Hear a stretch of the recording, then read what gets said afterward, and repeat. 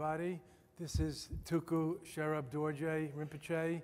He's a recognized reincarnate Lama in our Nyingmapa lineage, recognized by his teacher, Kusum Lingpa, the late great Kusum Lingpa, who was a Tirtan, a treasure master, visionary, and Dzogchen master. And I know he looks American, but he's really Tibetan. He doesn't speak English. He keeps silence, so you're going to have to read his sign language, but be nice to him. He's a good friend of mine. He has a center called the Blazing Wisdom Institute in the Catskills in Andes, New York. He's a good guy. He's actually from Montreal. He's Jewish on his parents' side, like moi. In the past life, in this life, he was a lawyer. He may still be a lawyer. No, he's not a lawyer. He's quite learned and accomplished. He knows Tibetan very well. He's undertaken and completed, I believe, 2 3-year retreats. One, a 3-month, 3-day traditional strict retreat at Kala Rinpoche, Lama Surya's Dharma Center, cloistered hermitage just up the river here, about 20 miles, called Kaju Tupten Chuling, the great Kala Rinpoche's 3-year retreat center on the East Coast. He completed that a long time ago, maybe 15 years or so ago, and he's quite a wonderful teacher and guy. He has recently published what I believe is his first book, called Path Strewn with Flowers and Bones. Very good.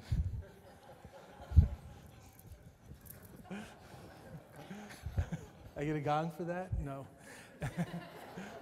And he's just about to put out a prayer book from his center and publish a prayer book. So with not much further ado, Tulku Sherdor Rinpoche, he's going to be teaching here tomorrow afternoon, today afternoon, tomorrow afternoon, and Thursday afternoon at my request. And he's been here before a couple of times, so many of you know him. But for those of you who are new, I'm sure you will enjoy him. Thanks very much for coming. Thank you. Thank you very much. Hello, everyone. Please allow me to start with some prayers. Tusum Sanjay Tam Tiching or Ritan Chokor Jamso Chadak. Drinjan Sawe Lama Shabdor Dreama Mepala Gosum Rabdu Gave Gone Cha Sarshin Chapso Nevarji. Dawshin Zinjin Tam Jiji Drumin Jingjo or Jinji Lobdu. Lama Dong Contorim Baje Namba Sumji Daso Zinjin Tam Jiji. No chuzo jor jinji labdu sor, chulam du jor jinji labdu sor, lam truba sor jinji labdu sor, truba yeshesu charwar jinji labdu sor. Nama arya lai kedan ludan nujin ke, jurmum datami kenan dan, ruwa kunji rage jizambar, tamje ke du dagi juten do, simche namji sampadang, loyi chera jitawar, chechon tomon tabayi, Jiji korlo kordo soro, chasarawadan jijin shapadan, jesu yirang korjin sawai. Gewa chungse dagi jisapatam, jisobe chanju chembor.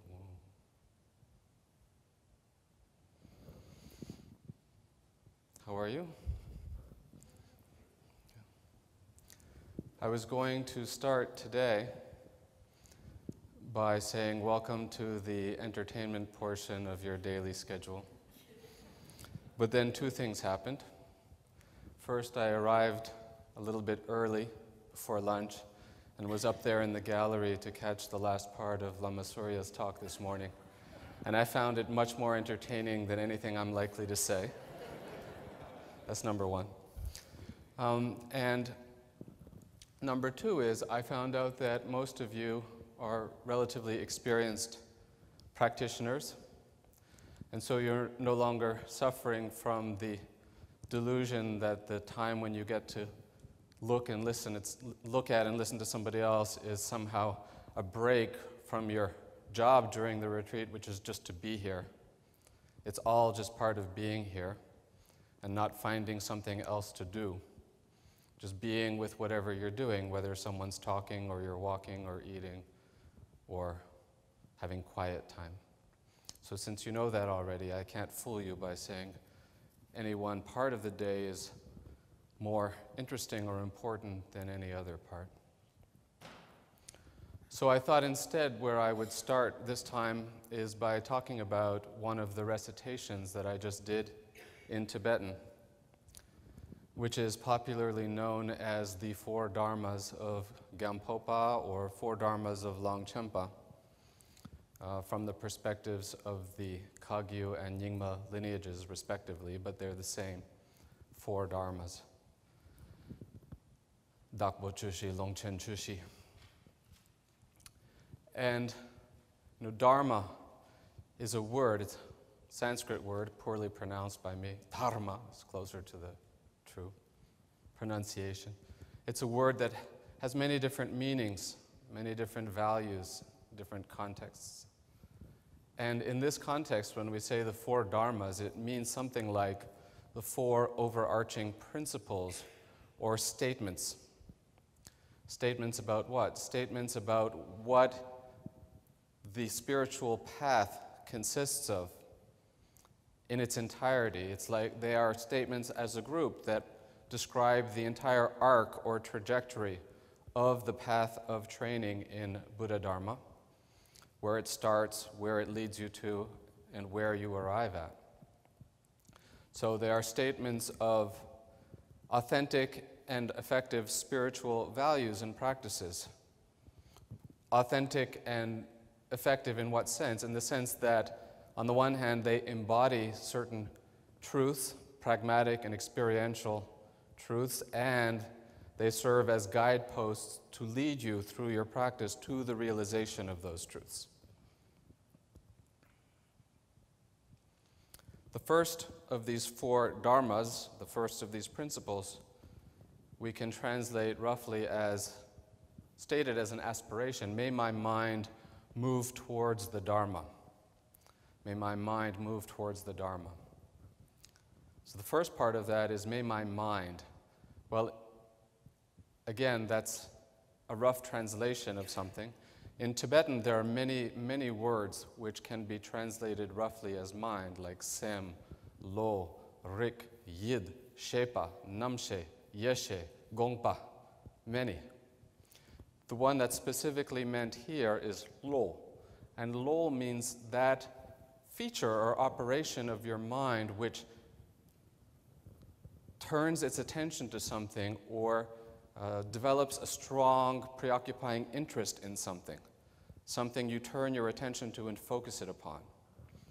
Like when we say, I have a mind to practice meditation today. Or when your parents might have said to you, mind your manners, that kind of mind. See, the first joke didn't go over at all. Okay.